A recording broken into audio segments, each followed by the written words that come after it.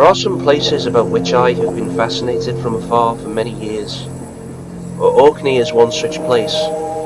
It lies at a point where the North Sea becomes the Atlantic, and due west there is nothing but sea for thousands of miles, until one reaches the Americas. It is on the edge of things, and yet people have lived here for millennia.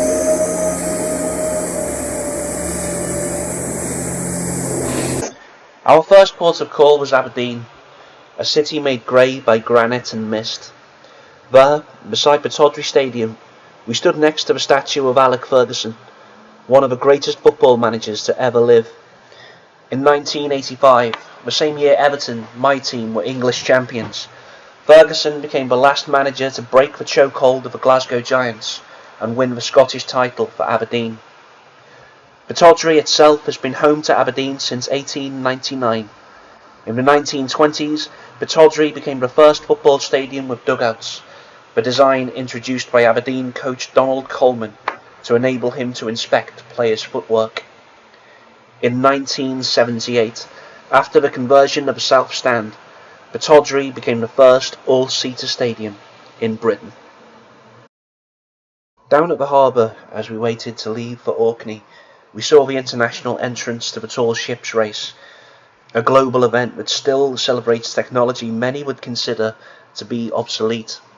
Still, there are clearly people who remember how to operate tall ships.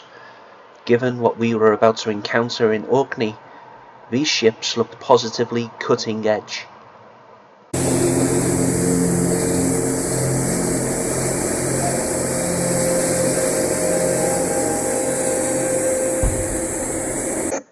Papa Westray has been a home to humans for thousands of years, and still, at this northerly outpost of the United Kingdom, it is still amazing to see machinery from the 20th century.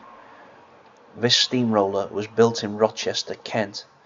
It travelled the length of the British Isles to get here, and yet here its story ends, rusting in the relentless weather from the ocean.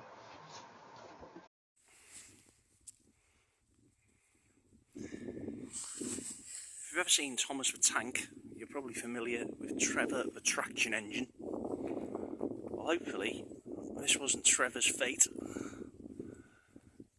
but you can see there the locomotion, steam, funnel for the steam,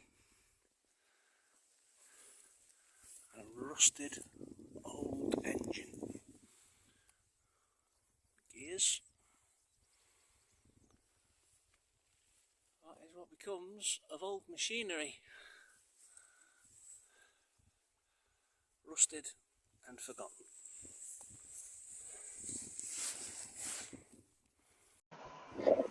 These are black guillemots, just peacefully living their lives here in the Bay of Mucklet on Papa Westray.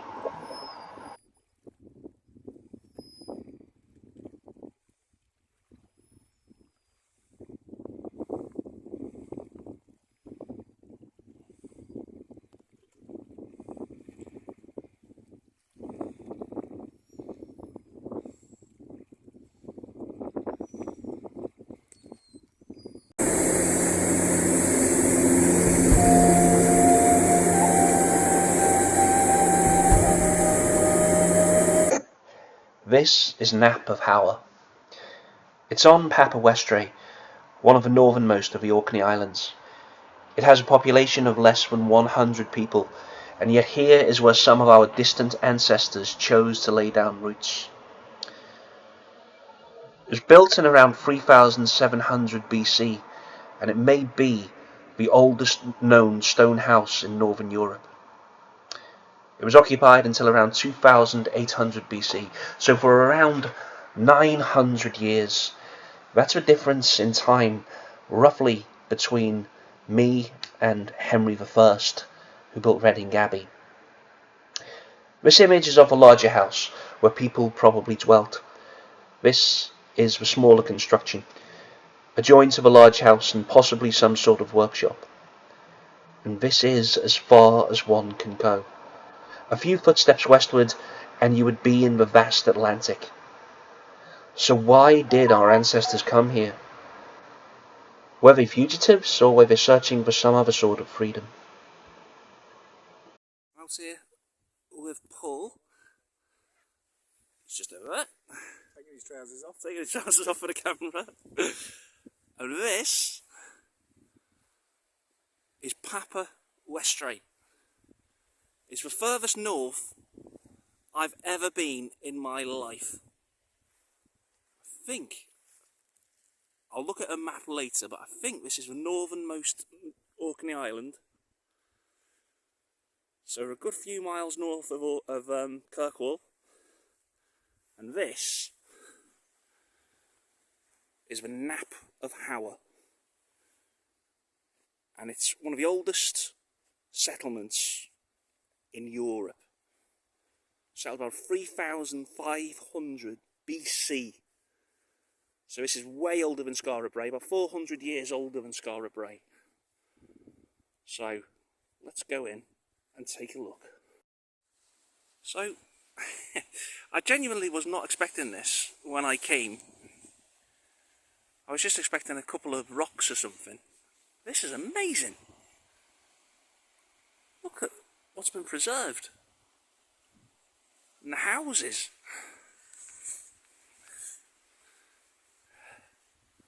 So there's two houses side by side. There's the doorway.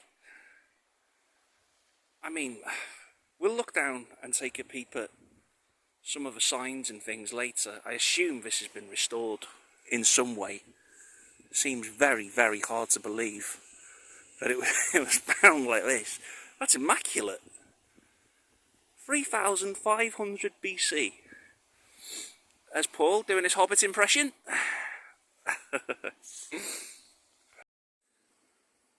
Got Paul coming through this passageway there, which he didn't see from up at the top. So these two old Stone Age Neolithic houses joined together. Like, I mean, I know humans were smaller back then, but there's no way a full-size man could fit through there. So why is that doorway there? There's one question. Of course, there's going to be tons of questions at a place like this. This is restored. That is a modern quernstone. Probably just to look like how it used to. I think these are reconstructions, aren't they? This isn't original, is it? No, because we would have been stolen. Yeah, absolutely. The condition's just too good. I mean, look at that. I think the walls probably original. Yeah. But it's... Maybe renovated. Possibly, yeah. There's what remains from this side. No idea what this would have been. Bed, maybe, something like that. Hearth. Well, put hearth in the centre normally, don't you? Like a sort of dresser. Weird hole in the wall. There was a couple of them in the buildings at Skara Brae. So probably, you know, similar designs. Here's the other house, but the other one joins to. Again, crenellation in the wall. Two in this one. One end.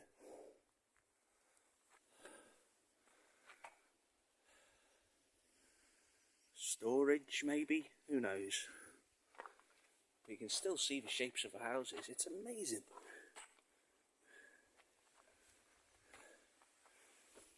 And there, in the centre, much smaller than some of the ones we saw in Skara Brae, would have been the hearth.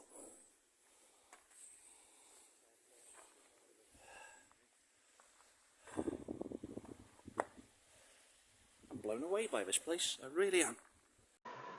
Paul and I were here for maybe an hour. There are people who will have dedicated large chunks of their lives to understanding this place.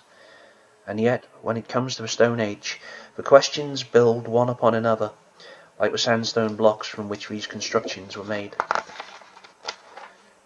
Yet, once upon a time, here on the very edge of Europe, someone once came to live. Let's hope they found whatever they sought.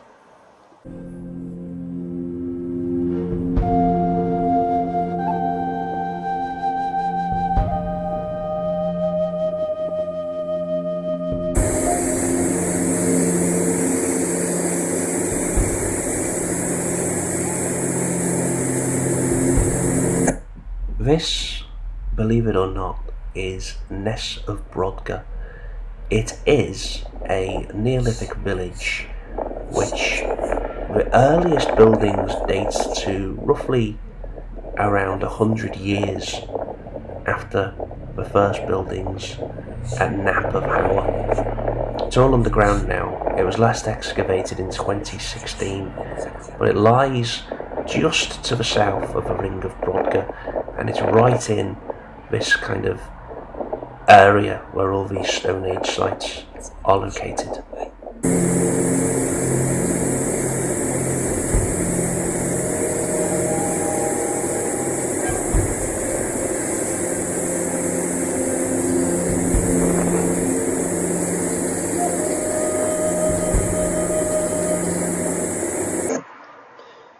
Around 600 years after Nap of Hower was first occupied, and about 400 years after those amazing buildings we saw were first constructed, came this.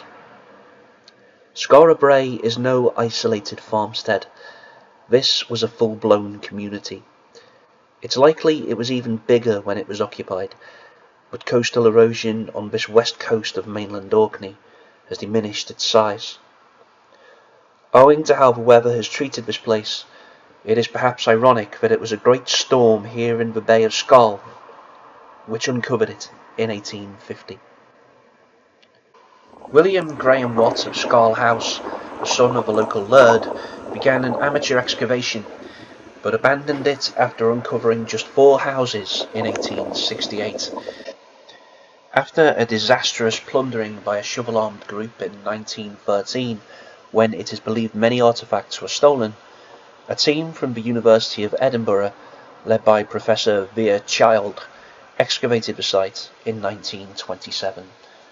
He was accompanied by 4 young archaeologists, Margaret Simpson, Margaret Mitchell, Mary Kennedy, and Margaret Cole. This would have been the oldest known house on the site of Skara Brae. It would have been constructed in around 3100 BC, so it's over 5,000 years old. The small pit now may not look much. It's very small in comparison to some of the other structures, but this is where the life of this site began. This is House 1. It's located in the southwestern corner of Skara Brae, so the very opposite of the oldest house, and you can see the way that the building design has developed. You can check out the style of those walls, the curvature, and really see that over the period of 600 years this site really did evolve. But you can really see, like, there's a real gentle curvature to the walls. So this was beautifully engineered. If someone built something like this today, you would be incredibly impressed with them. It really is quite amazing. I'm just going to hopefully bring the camera around a bit, show you something, another angle of it.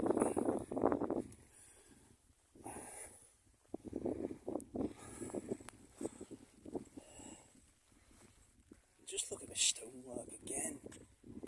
I know I've said it before, but that is really, really amazing. The way they're fitted together, the quality of it. The fact they're still together 5,000 years on really does show you that this was some place, it was a special place. This would have been sort of half area in the middle, you can see there. And then area where it would have been bedding for people to sleep on either side, and almost like a dresser. Difficult though, because we always look at these things and we imagine what we think they were used for with, you know, our 21st century minds. But I think we can be pretty sure our people have found, you know, evidence of cooking and stuff, but the other things we're just not really sure. We don't know. We don't know. Just come round again, just take a look at that. That's a nice house, and it's very, very beautiful. The whole thing is absolutely gorgeous. There's one of the entrances. See the link? Doorway still. Very, very beautiful. The way you walk around this site as well, it's been organised by the conservation. It's almost like a little crazy golf course, to be completely honest. It's very sweet. Very sweet. It feels almost like a toy town. Although obviously what we're kind of here is something far more impressive than such fantasies. There's another house entrance. This is house number 2. There's its entrance again. You can see this one's kind of subsiding a little bit, but it still would have been a very, very impressive thing when it was first built. Dresser at the end, some sort of room, bedding on either side. They wouldn't have been bad places to live, and we don't know. There's another entrance coming into house 2. Obviously it's covered in turf now, which actually makes it look very, very charming. It probably wouldn't have been covered in turf while it was preserved, but just look at this curtain wall. Just take a look at that.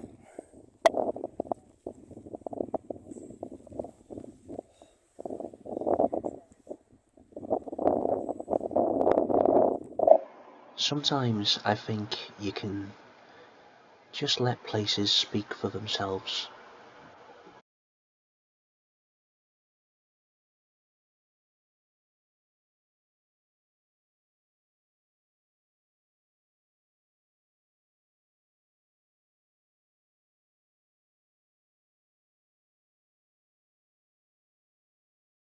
Here's Tony inside a Stone Age house, Skara Brae.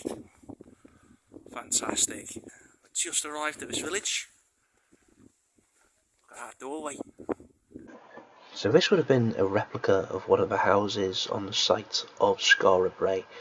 So it's a reconstruction, but still gives you a great idea of how they would have looked inside. I don't know.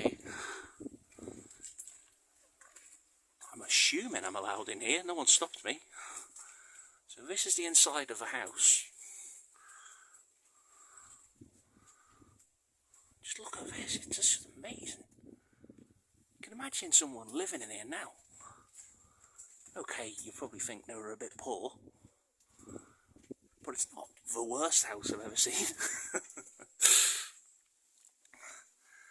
Come through here. This would have been the living area. Look at that. Take a look at this stuff. Not a bad lifestyle, is it?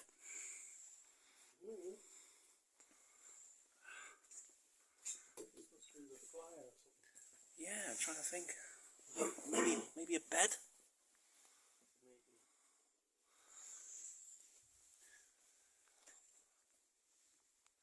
Area in the middle, possibly a hearth for cooking stuff.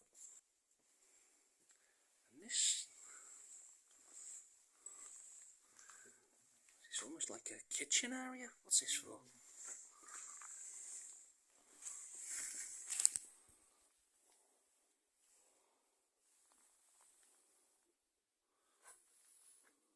So even though these are replicas, you can see they would have been made using the same techniques as our ancient forebears.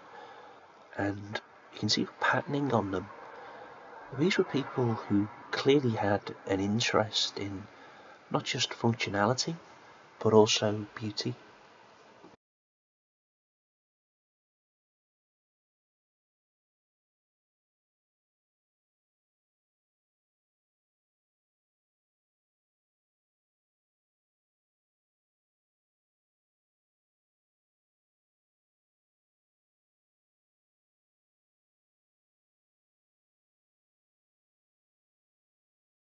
So there we are. There's Tony and Paul inside a replica Stone Age house. Makes you wonder whether they would have felt at home there. It's quite a cosy place to be. By Skara Brae, these stones that were carved in the area 4,500 years ago. Do you reckon I'm saying? Yeah, they look like it could have been alienated, like, because they look like mechanical kind of stones, don't they? Like, Yeah. they were used in some kind of engines or something. Yeah. Almost looks a bit like a little grenade, that one, doesn't it? Yeah. And that one looks like it's a cog where the 4 pins are that fits into something else that might turn. Oh yeah, I see what you mean, yeah. Yeah, yeah, you know, on the left hand side of it. Yeah. Yeah. It does say mystery object, so it could be right. Yeah. Completely mysterious. No one knows why they were carved like that. But amazing. Just when people were bothering with craftsmanship like that, when there didn't seem to be any real purpose. People just loved beauty, I guess. This camera probably isn't quite doing it justice. But wow. If you can see it properly,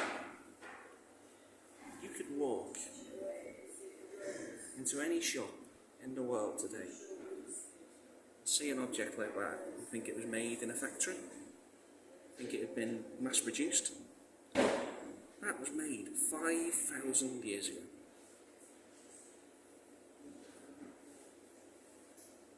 Amazing. Other objects as well here. Okay. Stone necklaces.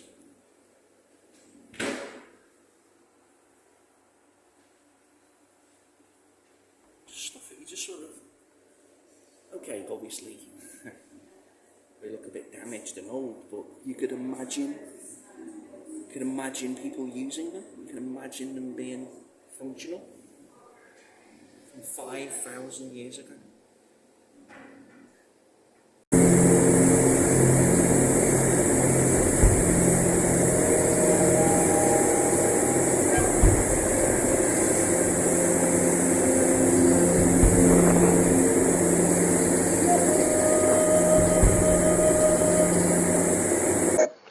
On the southern end of the causeway that separates the Loch of Stennis and Loch Harry are these standing stones of Stennis.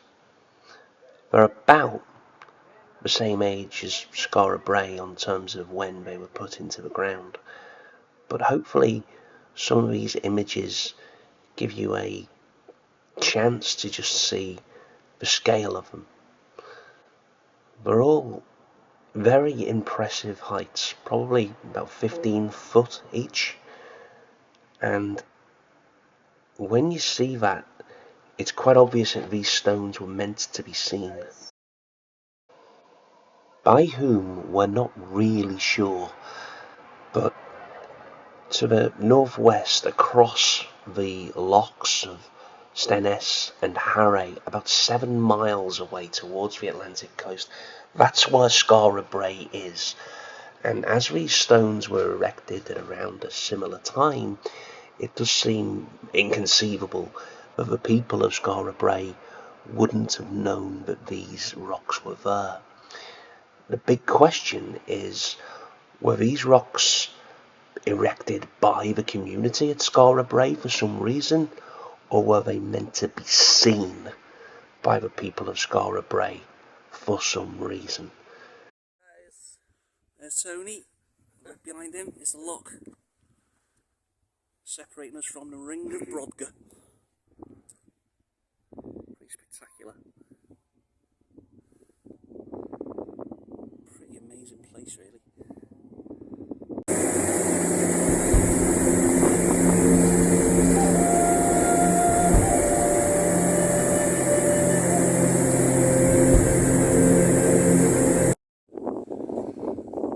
Behold the dwarfy stains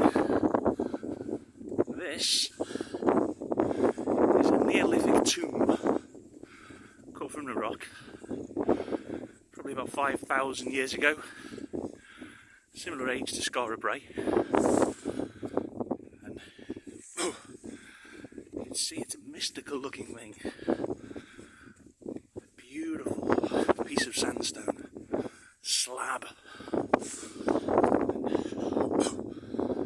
the years, Vikings and Picts have attached legends to it, connecting it with dwarves, goblins, giants. You see lovely rainbows right at the background. Very, very nice.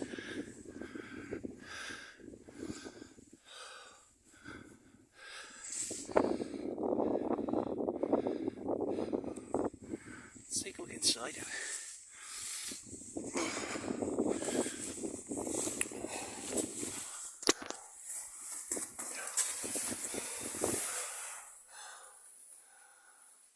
So this was a burial chamber at some point. Presumably that's where the body went.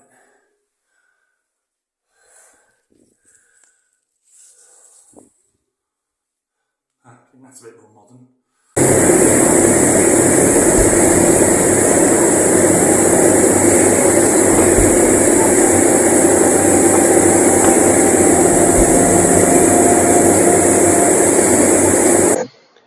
This rather grey and gloomy looking photograph is of a place called Maze Howe. Now, it was constructed in around 2800 BC, so it's pretty old. It's about 300 years after the standing stones of Stennis and Skara Brae were constructed. But what we can see here is, first of all, just a massively impressive monument. It's a considerable size, is Maze Howe. It's a big old burial mound. But also, within it, there is some of the most amazing engineering that you could possibly imagine. And it's coming from people who couldn't read, who couldn't write, and yet they had such a scientific knowledge of the movement of celestial bodies, of the earth, of the sun, that they were able to construct this place that on the winter solstice, so the 21st of December, when the sun sets in the west, it shines right into the hillside and illuminates the entire complex. It illuminates the back wall and just lights up the inner chamber. Now, the reason for this, we obviously don't know. It very possibly had some sort of religious significance, or maybe it was just some showboating by whoever built this place, or whoever commissioned it to be built and be buried there, to show, look at the ingenuity that I have, look at how amazingly I can construct my own burial chamber. We just don't know why it was done. We do know, though, that it's, as I say, around 300 years after the construction of Skara Brae and the erection of the standing stones of Stennis. And it's made of flagstone, so you see the insides. It looks pretty impressive. Again, this isn't a photo I taken, but you can see that this is a really quite impressive place. Look at the construction though, and this has survived Viking raids. It survived various people going inside this place. There's still Nordic ruins from when the Vikings were in charge on these islands, and yet the structure is still really, really quite impressive. We're looking at a brilliantly, beautifully made burial chamber here, and when we see the quality of the engineering at Skara Brae, and then we see the style with which this place is made, there probably was some sort of learning that was being interchanged between whoever built Skara Brae and whoever built Maes Howe, or maybe it was the same people. Again, we just don't know. The one thing I would say that just sort of leans me towards thinking that the people who built Skara Brae and the people who built this burial mound probably weren't the same is just, if you look at Skara Brae and the way it's laid out, it's very communal. It's very much a society that clearly are trying to sort of live for each other and benefit each other. There's no real hierarchy. Whereas whoever built this tomb clearly saw himself or herself as a very, very important person, important enough to warrant such a vast structure being built to commemorate them. Now, it's on the southern side of the Loch of Harre, so it's about 7.5 miles away from Skara Brae, about half a mile east of the standing stones of Stennis.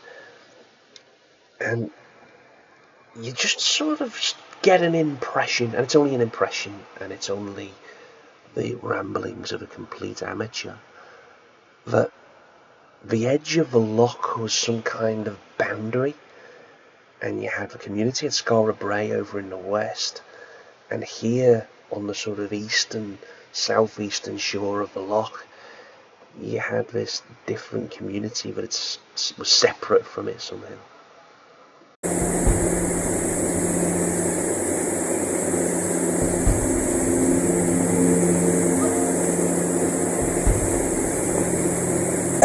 Then, at the northern end of the causeway that separates the Loch of Stennis from the Loch of Harre, is this. And this would have been constructed around 2500 BC, so again, a little time after the construction of Maes Howe, and a significant period after, 600 years or so after the construction of Skara Brae. But this was the Ring of Brodgar. Its location is kind of interesting because, as I say, it would have been erected around 600 years after the standing stones of Stennis, and they are just to the south, just probably about half a mile away along that causeway that just separates the two lochs, Stennis and Harre. And was it built as some sort of improvement upon the standing stones of Stennis? Was it like an upgrade, people coming here to construct something new and upgrade the old monument that had been there? Or was this place erected as kind of a rival? It was kind of to show, look, you're there on that side of the loch, we're here on this side of the loch, and we're going to build something more impressive and more monumental to show you that our side of the loch is really the place you want to be. This is all just complete speculation. However, if you were to take a look at this place from the air, it is a beautiful, beautiful circle. It really is almost a perfect stone circle, and it's a large, large area that it covers. Probably 150 meters across its diameter. So this was clearly a statement. Someone was saying something here. We don't know what, but there's a lot of mysteries to be answered when it comes to the Ring of Brodgar and what exactly people were doing here. This is the Ring of Brodgar. Every single time I've seen this place in documentaries, on the television, it's always been like a sunny day. Not really the expected weather for this part of the world. And here we are, it's a bit misty. a bit rainy, and I just feel it's more appropriate somehow. It's kind of, in this day and age, what this place needs, because it is so mysterious. You look in here, it's been built right around the ring, and the ring kind of slopes downhill, down towards the loch. Why was the trench dug? Was it a defensive fortification, military? Was it something to do with warding off some sort of spirits? Who knows? And there probably would have been more at some point when it was first built.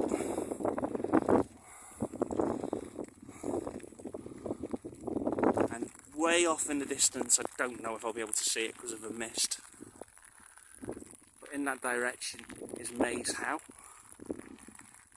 and we were looking up before, understanding the stones of Stennis off in the distance there. Let's try and zoom in and see if we can see them. It's very, very misty. It's all very misty, very mysterious, and it adds to what this place is all about, I suppose. It's a mystery, and yet people, for whatever reason, 5,000 years ago, decided to place these stones here. Sorry about the zooming, probably a bit annoyed with that, I can understand why.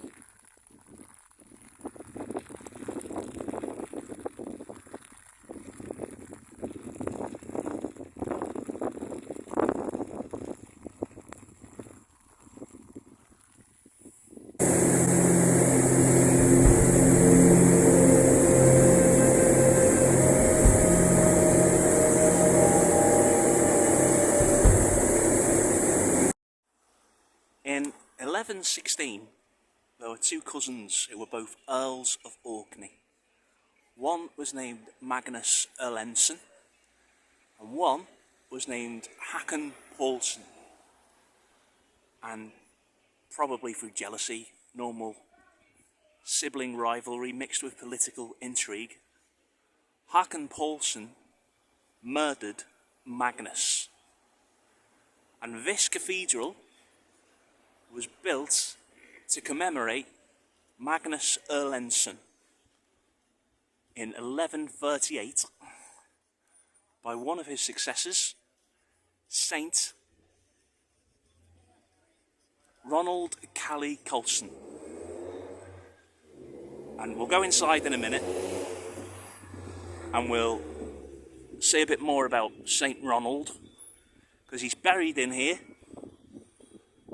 And in 1192, allegedly, apparently no one's ever found the actual document, so this could be made up, but in 1192, it is said Pope Celestine III canonised him. So let's go inside and take a little look. Nave of the cathedral, built in the 12th century, so roughly contemporary, shortly after what is now Winchester Cathedral.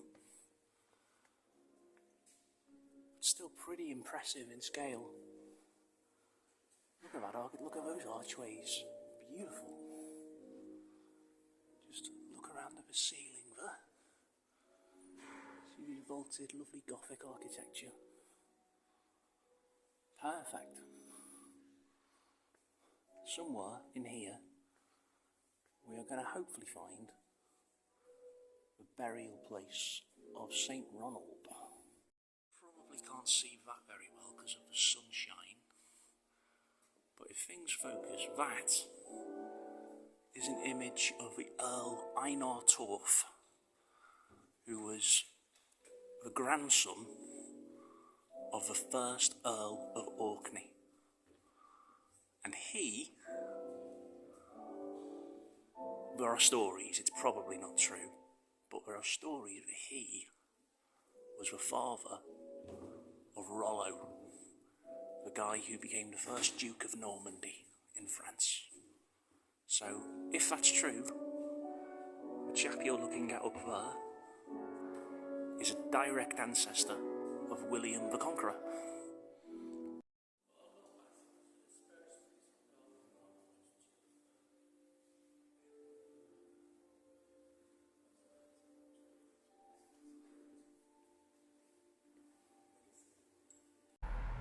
This little stone may not look like much, but it was one of the original stones that was in the structure of St. Magnus's Cathedral when it was built, and it's just an illustration of how in demand skilled stonemasons were when it came for this kind of work.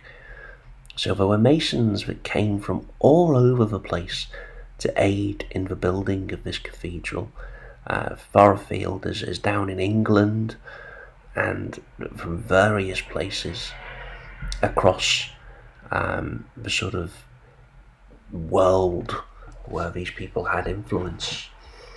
And so when St. Ronald arranged for the building of this cathedral, clearly he wanted no expense to be spared. You can see that anyway. You can see that in the magnificence of the structure of the building. You can see it in the lavish architecture. But the fact he was bringing in skilled people from different realms, different countries entirely, shows just how perfect he wanted this place to be.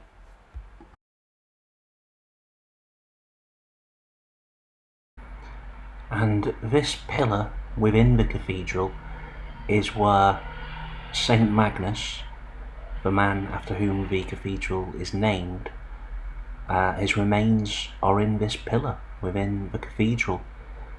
So he was a pious man, and in 1098, after being taken with Magnus Burlegs, the King of Norway, to attack North Wales and the Outer Hebrides in the Battle of the Menai Strait in 1098.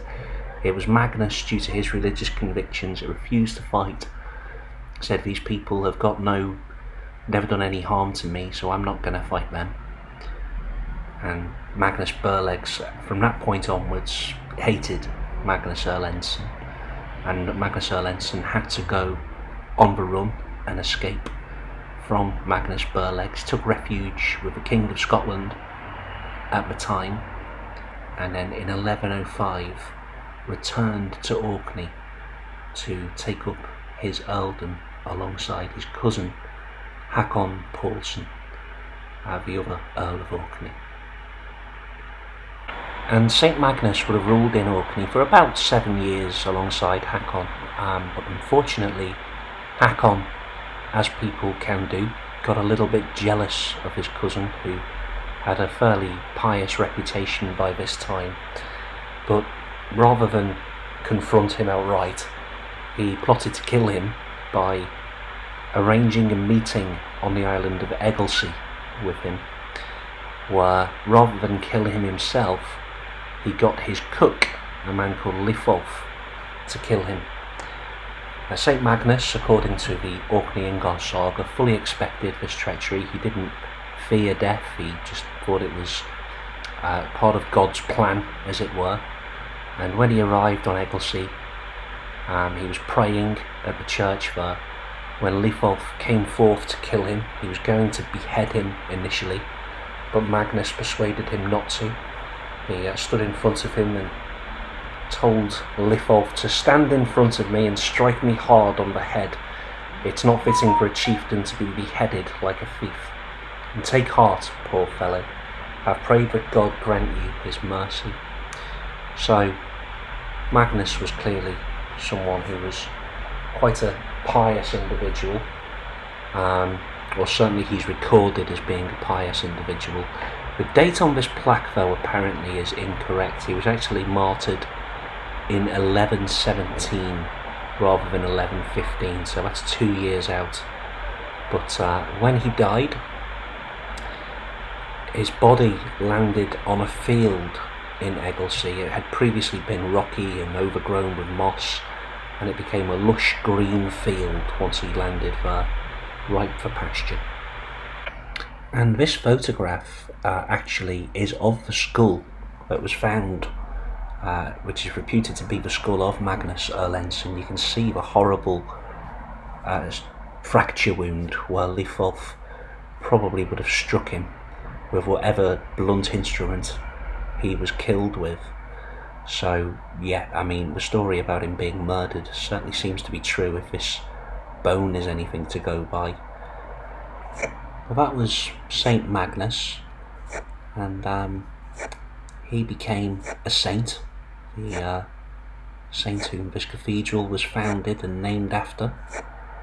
And when he first died, the Bishop of Orkney, a man called William, refused to believe that the stories about Magnus were true and claimed he, wasn't a saint, and it was all just things that had been made up by local people, and it was a ridiculous religious superstition. And then, supposedly, William went blind, and when he'd gone blind, he prayed at the tomb of Saint Magnus, and his sight was restored. So, thus the evidence of his sainthood became clear to the people of the time. And opposite Saint Magnus, in another pillar inside the cathedral, are the remains of Saint Ronald Colley Carlson, who was murdered in 1158 by a man named Thorborn Clark on Caithness on the mainland of Scotland. So Ronald Colley Carlson is slightly interesting because in the Orkney Ingar saga it reports how he went away on crusade and visited the Holy Lands, visited many parts of the East and different areas that perhaps wouldn't have been so well known to people from the Orkney Islands at that time. He was canonised in 1192, although the documentation which proves this saintliness has never actually been found, so possibly there is a suspicion that it was made up by later followers of Ronald. But nevertheless, he was the man who put the money in place to build St. Magnus's Cathedral, and with that, the oldest cathedral in Scotland, dating back to 1137. So, roughly the same time, or just after, 2 years after the death of Henry I of England, who founded Reading Abbey. And here are St. Ronald's remains. So these have been found and photographed, and you obviously can't tell much about them from this particular picture, but nevertheless, those are the bones of the man who founded this magnificent cathedral. And this is the mechanism of the clock from St. Magnus's Cathedral. This is connected directly to the bell tower, which gave me quite a fright.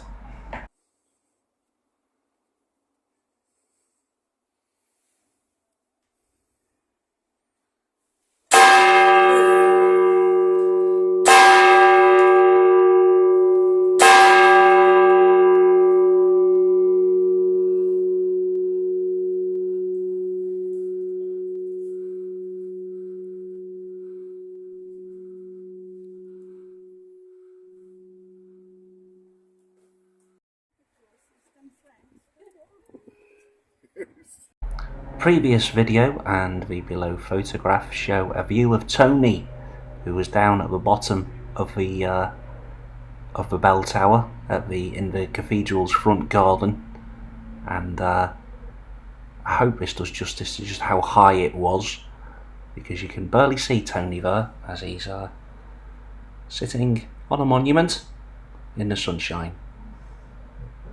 And this is a view from the top of the bell tower. At the moment you're looking south.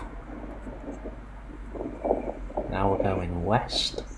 You can see Kirkwall Harbour there, just to the north, and over in the distance you may just be able to make out the Isle of Chapinsay on the horizon, and that is the view from the top of St Magnus's Cathedral on a sunny day.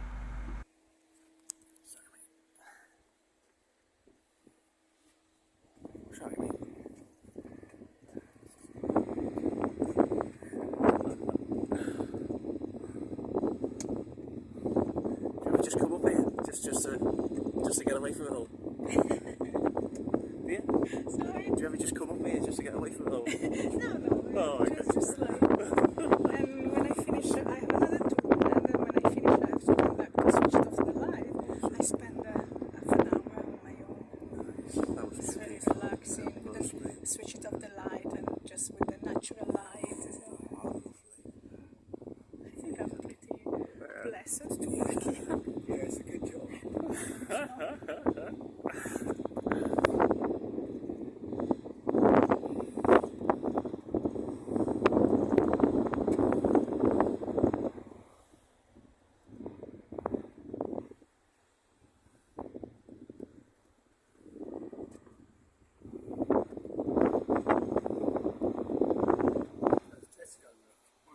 What's that? We come to this ancient. There's Tesco. Yeah. We're going to get Tesco in the video. Yeah.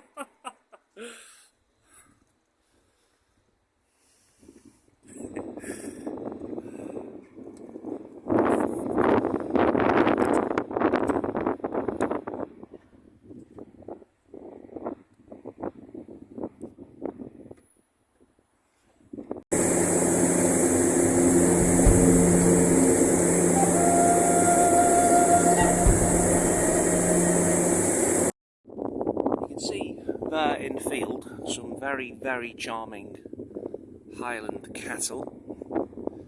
And out beyond those cattle, a body of water which, just to the south of the main island of Orkney and west of where I'm now standing here on Lamholm, is Scarpa Flow. Now you may know Scarpa Flow, but if you don't, it used to be a place where naval vessels were kept. 1919, following the First World War, there were many German ships that had been captured or handed over to the British as a part of the peace deal, and they were all scuttled by the crews rather than submit to ownership by the British. So somewhere underneath that body of water are around 80 German vessels. So we'll pan the camera around a bit and show you this causeway, and that blocks the entrance to Scarpa Flow from the east, and it was built because a Royal Navy vessel, HMS Royal Oak, sometime during the Second World War, was sunk in Scarpa Flow by a German U-boat which had sneaked up the water into Scarpa Flow and sunk HMS Royal Oak. So around Orkney you'll still see bits and pieces, guest houses and occasional things named Royal Oak after that vessel. The causeway wasn't built by the British. It was built by Italian prisoners of war who'd been captured and presumably sent to a prisoner of war camp here in Orkney. And they built that causeway, as well as this rather charming chapel. That is the Italian chapel on Lamholm, where the I'm going to go in there in a second. Just quickly show you a statue of St George outside. Just show you when it was built. So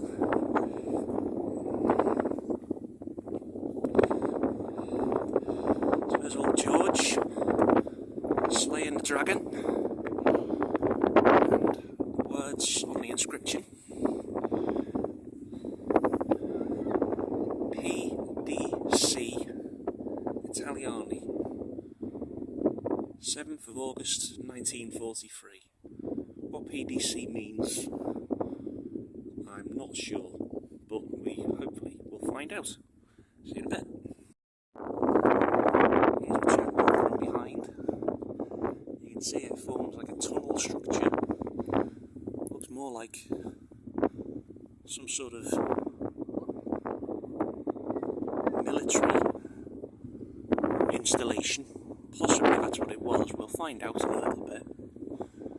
Maybe it didn't actually start its life as a chapel. It was somewhere where the Italian prisoners maybe were interred, and they converted it into a chapel by bringing on that frontispiece. Beautiful frontispiece that we just seen there. And this hopefully is a better view of the front of the Italian chapel, just to give you an idea of how ornate and really quite beautiful it still looks. So from 1943, when it was constructed, that's roughly how it would have looked at the time, and yeah, it still looks very, very pretty even to this day.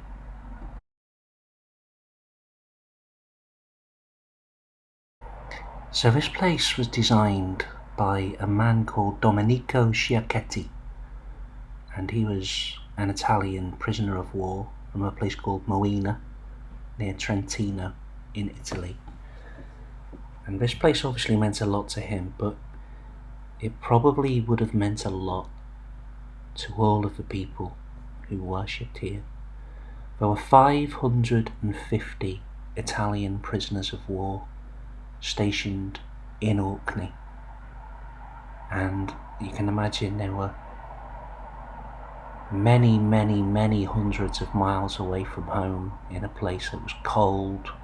Certainly wouldn't have been what they were used to coming from Italy, and yet here, this is where they still found strength. This is still where they still found some inner peace and some inner fortitude, and this culture, this Catholic culture that they brought, this religion, gave them the strength to carry on.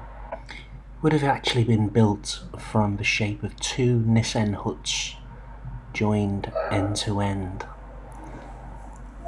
And when you think what else we've seen on these islands, and you see the journey that humans have taken on Orkney, from those stone dwellings on Nap of Howard, and here we see a religion that's literally come from thousands of miles away here on Orkney.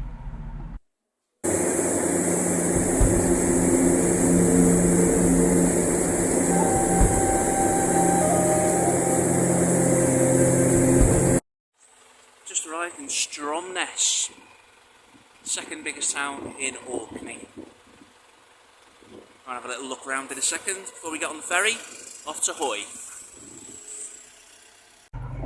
George Mackay Brown, in the poem Hamnavo, described this place, his home, as barbarous with ghouls. I've always loved ghouls, and I don't see anything barbarous about them, but this place has changed. It's July, high summer, and the streets are empty. There are no boats driving furrows homeward like ploughmen in blizzards of gulls. No Gaelic fisher girls flashing knives over drifts of herring. Time is moving on, and this place, which was built as a fishing town, seems to be being left behind. It's a weird feeling, watching a place that was so bursting with life in Mackay Brown's time, less than 100 years ago, to now It makes you wonder what will be left. In 5,000 years' time, will people come here and stare at the remains of the buildings, searching for a clue of what life was like?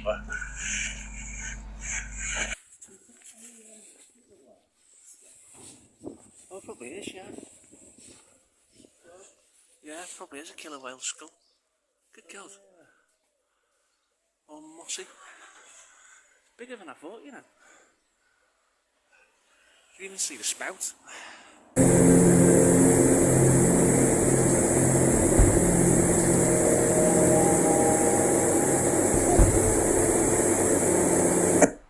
We walked up from Rackwick Bay up to the Old Man of Hoy.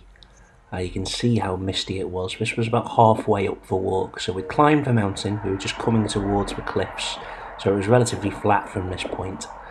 And you can just see everywhere over the edge there where the grey is, that is the ocean, if you can believe that. We're on the western edge of the Isle of Hoy. Just come around. And there, in the mist, is something absolutely spectacular. And it actually looks better in the mist. The Old Man of Hoy. And if I zoom in, hopefully we catch these, you can see that there are people climbing that. Can you imagine the sea battering in, climbing something like that? Bravery is unbelievable. That is something else. Having seen human settlements and burial places that were 5,000 years old, we came to see something a little more transient. This stack had separated from the mainland by 1819, so it's a little over 200 years old. But soon, it will collapse into the sea. It's 137 metres tall and made of sandstone, and in the short time we were there, you can see how much the weather changes just by these photographs.